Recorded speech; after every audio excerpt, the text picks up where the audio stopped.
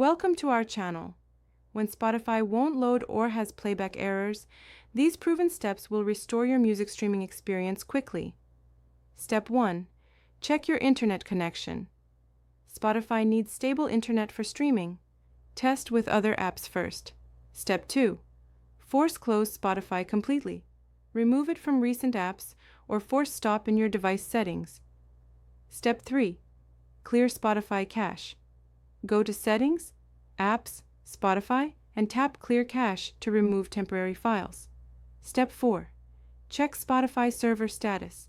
Visit downdetector.com to see if others are experiencing similar issues. Step 5. Log out and log back into Spotify. This refreshes your account connection and authentication tokens. Step 6. Update the Spotify app.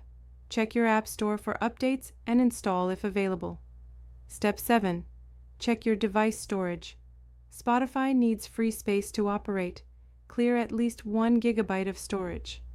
Step 8. Disable battery optimization for Spotify. Go to Settings, Battery, and exclude Spotify from optimization. Step 9. Reinstall Spotify if issues persist. Uninstall completely, restart your device, then download fresh. Don't forget to like this video and subscribe to our channel.